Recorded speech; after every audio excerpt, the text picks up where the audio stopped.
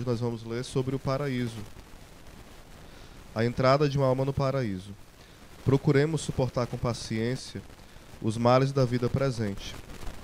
Ofereçamos os sofrimentos a Deus em união com as penas que Jesus Cristo passou por nosso amor. E sustentemos a nossa coragem com a esperança do paraíso. Todas as angústias, dores, perseguições e temores acabarão um dia. E desde que nos salvemos, se volverão para nós, no reino dos bem-aventurados, numa fonte de alegrias infinitas. Por isso, o Senhor nos reanima. A vossa tristeza se transformará em alegria. Hoje, pois, apliquemo-nos a fazer alguma ideia do paraíso. Mas que diremos dele, se os santos, até os mais iluminados, se mostraram incapazes de nos dar esclarecimento sobre as alegrias que Deus reserva para os seus servos fiéis? Davi não sabia dizer senão que o paraíso é um bem infinitamente desejável. O Salmo diz também: quanto me são caros os vossos tabernáculos, ó Senhor dos exércitos. Mas pelo menos vós, ó Beatíssimo Paulo, que no êxtase sublime pudesse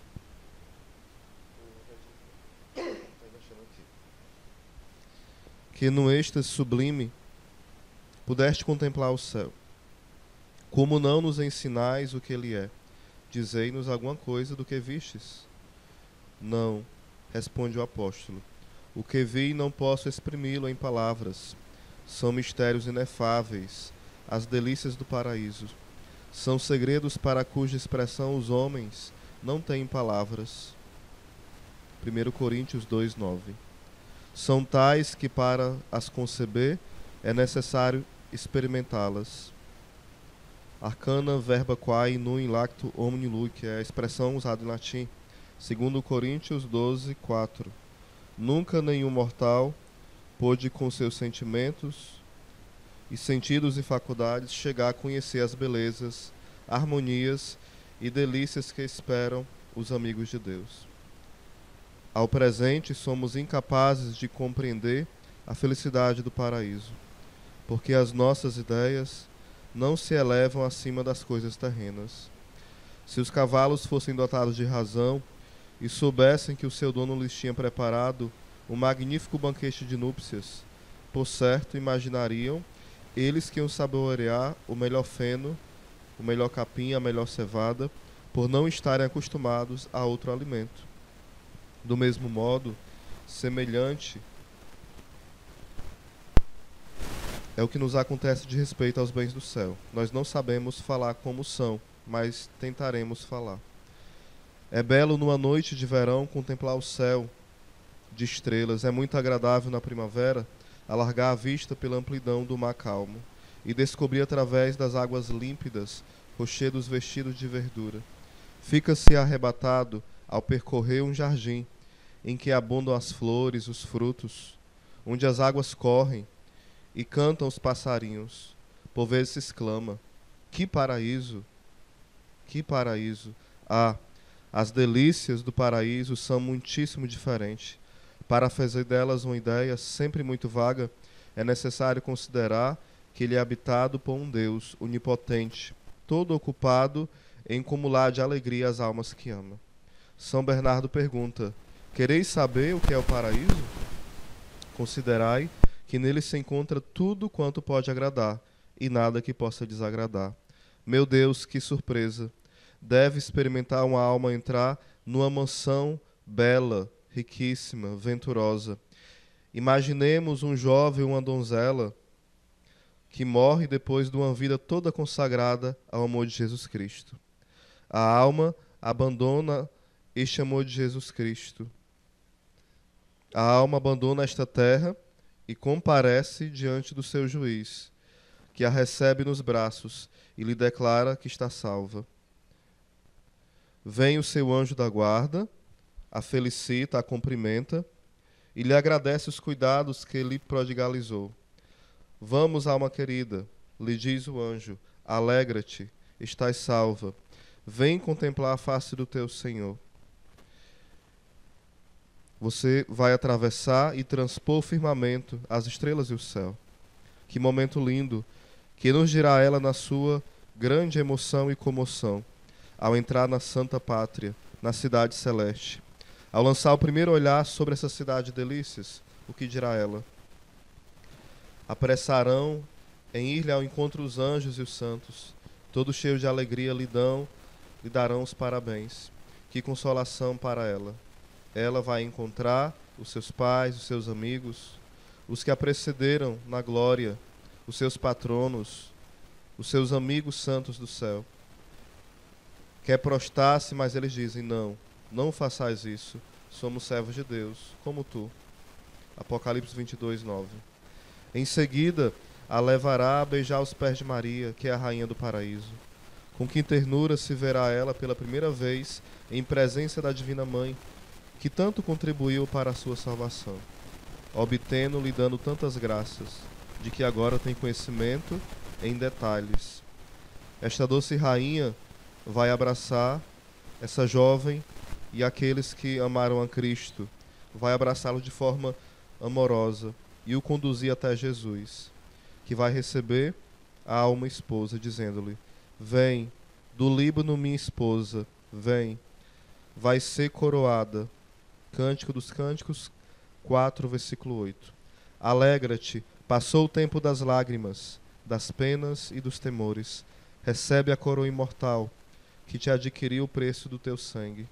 Enfim, Jesus apresenta ao Divino Pai, que abraça ternamente com todo amor, a abençoa e lhe diz, entra, minha filha, na alegria do teu Senhor. Mateus 25, 21. Ele te dá a parte da felicidade que te alegra. Desde que entrar na posse de Deus, nada mais terá alma de sofrer. Aliás, de São Bernardo. Nada há que possa desagradar no céu. E eis as próprias palavras do Espírito Santo. Enxugará Deus todas as lágrimas dos seus olhos, e não haverá mais morte, nada de choros, nem de gritos, nem de dores, porque acabarão as coisas antigas. E o que está sentado no trono vai dizer, eis que faço nova todas as coisas. Apocalipse 21, 4. No paraíso, pois nada há de doenças, nada há de pobreza, de incômodos, de sucessão de dias, de frio ou de calor. Será um dia eterno, um dia perpétuo, sempre sereno, uma primavera eterna, sempre deliciosa. No paraíso, nada há de perseguições nem de inveja. Nesse reino de amor, todos os habitantes se tratam de forma terna, e cada um é feliz por causa da felicidade do outro, muito mais do que da própria.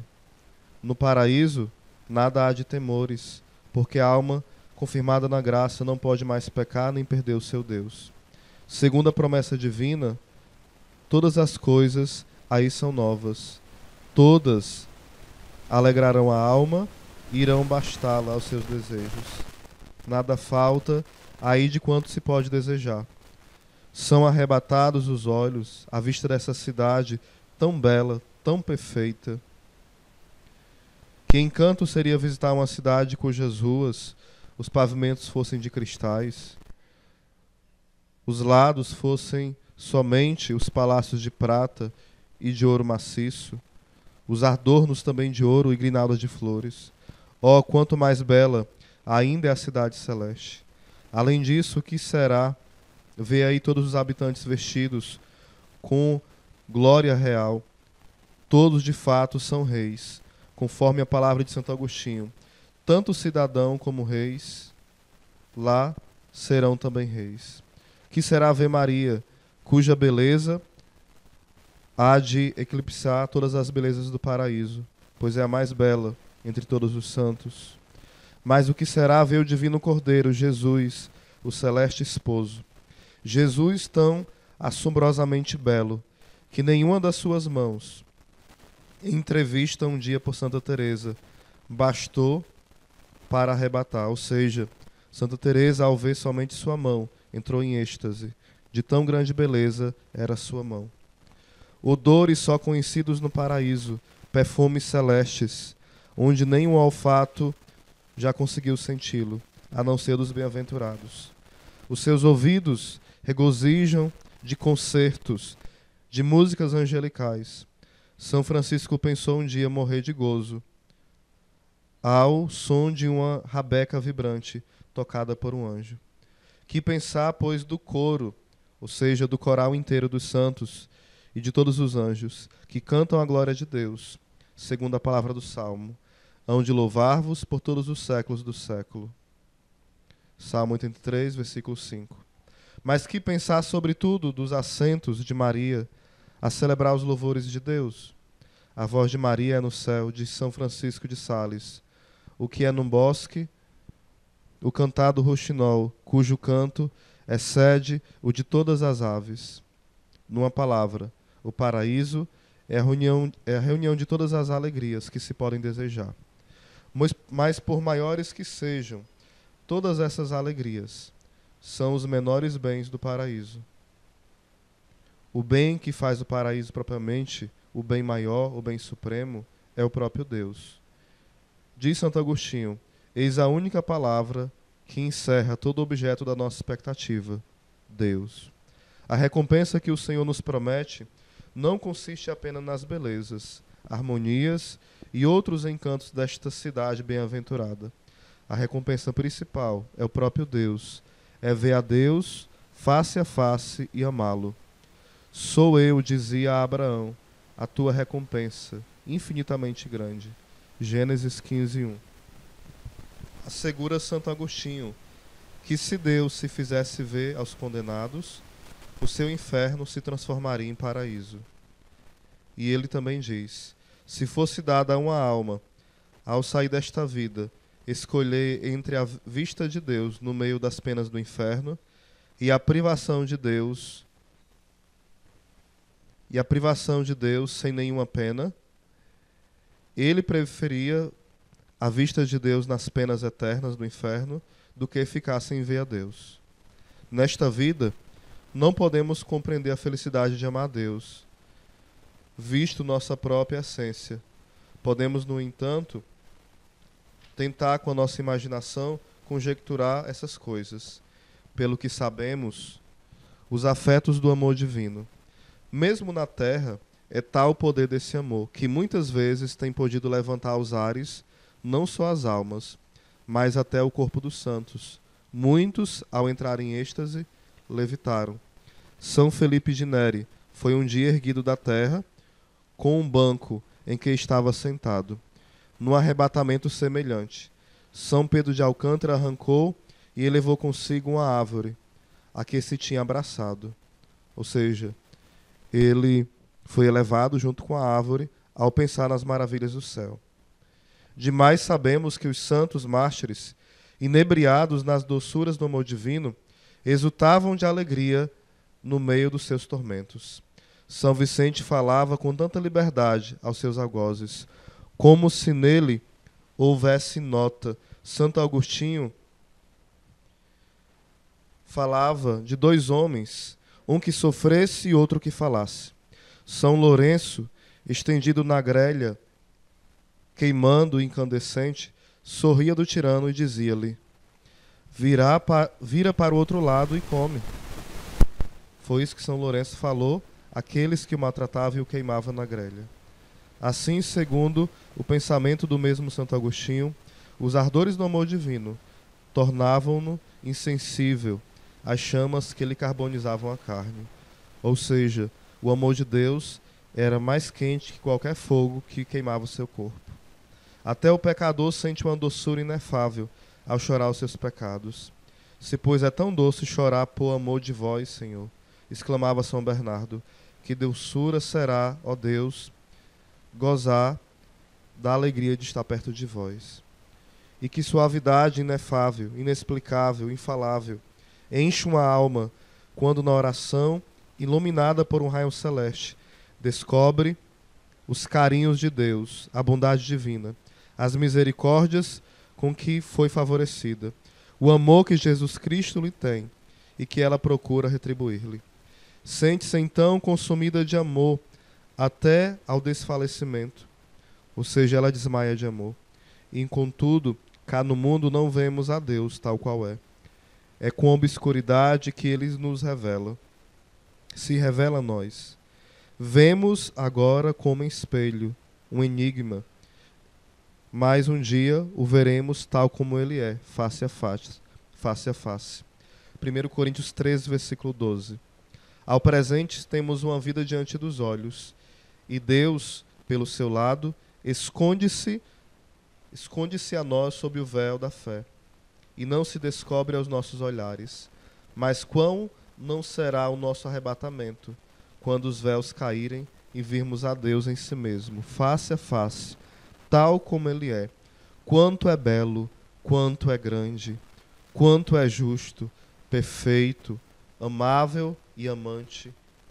Esse é o nosso Deus.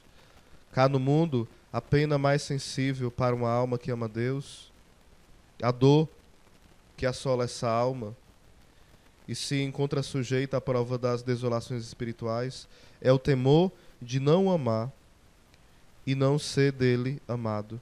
De fato, em absoluto, não sabe o homem se é digno de amor ou de ódio. Eclesiástico 9:1. No paraíso, a alma está segura de amar a Deus e de ser amada de Deus. Vê-se imensa e como que é perdida no amor do Senhor. Sente-se como filha querida, enlaçada nos braços paternais do seu Deus. Ela sabe que os laços desse amor recíproco serão para sempre indissolúveis. As chamas ditosas que a consomem hão de desenvolver-se ainda nelas, com os conhecimentos mais perfeitos que adquirirá no céu. Ali compreenderá melhor a imensidade do amor que levou a Deus a fazer-se homem e a morrer por nós. Do amor que presidiu a instituição do Santíssimo Sacramento, que decidiu Deus a tornar-se alimento de um pobre pecador, de um pobre bichinho como nós. Ali, lá no céu, nós veremos distintamente todas as graças que Deus nos deu para subtrair tantas tentações e ocasiões de pecado, em que corria perigo a nossa alma de perder o céu. Ali também se lhe mostrará toda a luz que Deus nos deu nas tribulações, nas enfermidades, nas perseguições, nos imprevistos, e tudo quanto olhava e nós olhávamos sem entender e achávamos que tudo isso era desgraça e castigo, mas na verdade e na realidade eram a amorosa providência de Deus que queria nos conduzir ao céu através das perseguições, tribulações, tentações e imprevistos. Conhecerá em especial a paciência de Deus, que a poupou, depois de tantos pecados cometidos. Conhecerá essa bondade misericordiosa, a qual é devedora de tantas luzes, de tantos apelos do amor divino. Do alto da montanha santa, mansão da felicidade, descobrirá no fundo do inferno uma multidão de almas perdidas, por pecados menos numerosos que os seus. E eu, dirá ela, estou salva. Já não temo mais perder a Deus. Hei de possuir este bem supremo por toda a eternidade. Sempre, pois, o bem-aventurado há de alegrar-se de todas as delícias, que a cada momento da eternidade lhe parecerão novas, sempre uma novidade, nunca uma mesmice, como se cada instante fosse o primeiro daquele que ele chegou no céu. Não será algo monótono, mas será sempre uma eterna novidade, as coisas do céu. Sempre desejará esta alegria, este gozo, e sempre o saboreará, sempre bastará, mas sempre desejoso e sempre saciado, porque no paraíso o desejo nada tem que nos maltrate. Sempre teremos mais desejo de Deus e sempre seremos saciados por Ele eternamente. E o gozo não gerará em nós fastio, mesmice, monotonia. Será um gozo diferente de todos os que nós experimentamos. Numa palavra, assim como os condenados são vasos cheios de ira de Deus, os bem-aventurados são vasos plenos de alegria, nada têm a desejar. No dizer de Santa Teresa, cá no mundo, quando Deus introduz uma alma no celeiro do divino amor, ela aí se inebria, se embriaga, a ponto de perder a lembrança e a estima de todas as coisas terrenas. Mas no céu, quanto mais perfeitamente, segundo o salmista, os eleitos se inebriarão, na abundância do amor de Deus, na sua casa.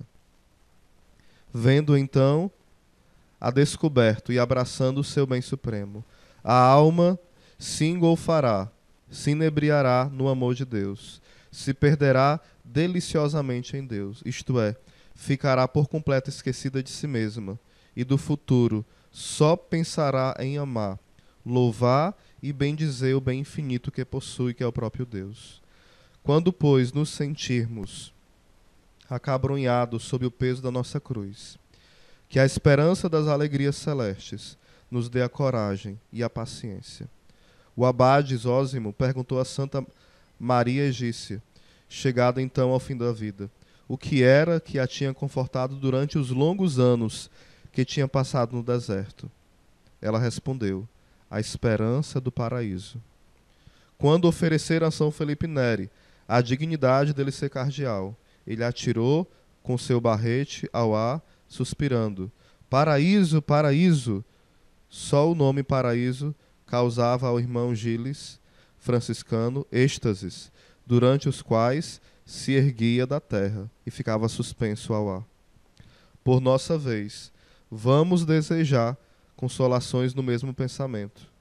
No meio das misérias e angústias desta vida, levantemos os olhos para o céu, suspirando: paraíso, paraíso.